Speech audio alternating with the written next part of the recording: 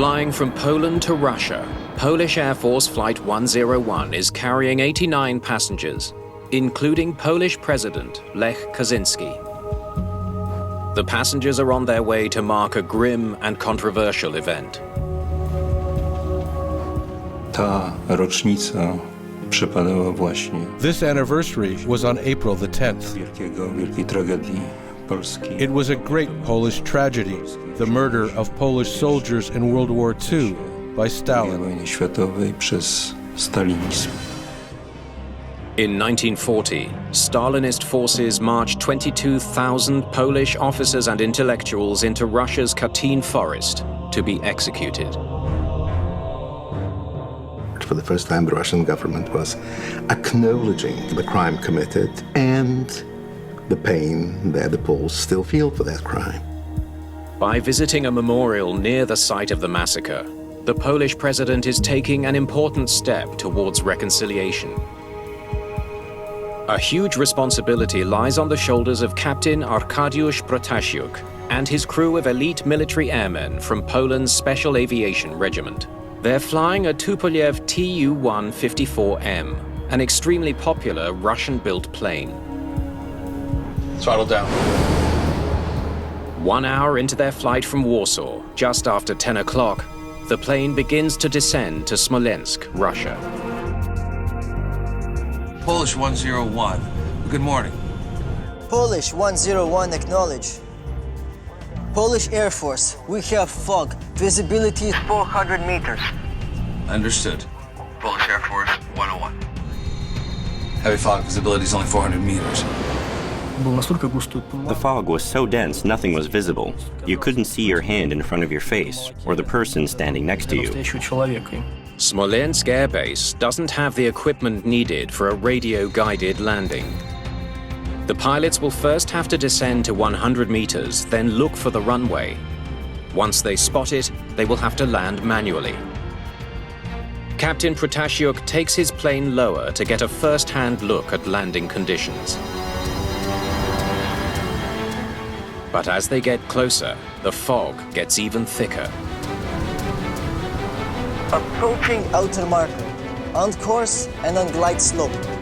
As they descend, suddenly a ground warning sounds. Terrain, pull up. 100 meters. Terrain, pull up. 90 meters. Pull up. The captain decides to abort the landing. 40. He needs to climb, but it's a struggle. 20.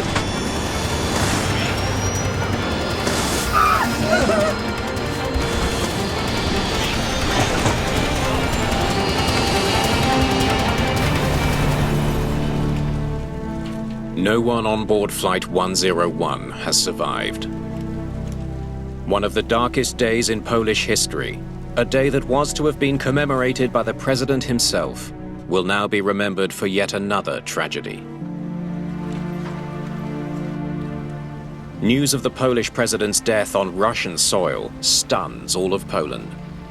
Because of the deeply hostile relationship between Poland and Russia, conspiracy theories sprung up immediately. Many Poles are convinced the world has just witnessed an assassination, a targeted killing orchestrated by President Kaczynski's political adversaries. Russian air accident investigators arrive at the crash site. They are members of the Interstate Aviation Committee known as the MAK. We need to map every quadrant. It's not every day that they have to investigate a plane crash, and it's a matter of top political importance. At the crash site, the evidence is pointing in a direction that will not sit well with the Poles. Why would we even try to land in this fog? Some claim the Polish pilots should not have tried to land in the heavy fog. The suggestion raises anger in Poland. For the partisans of the conspiracy theory, it was just another Russian whitewash.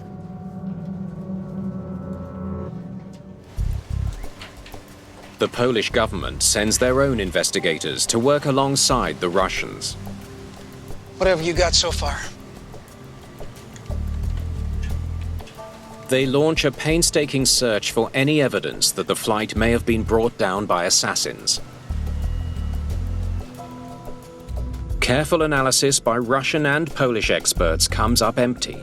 They find no explosive residue on the wreckage and no sign that the plane was shot down. For now, investigators on both sides agree. The crash is a tragic accident, not a political assassination.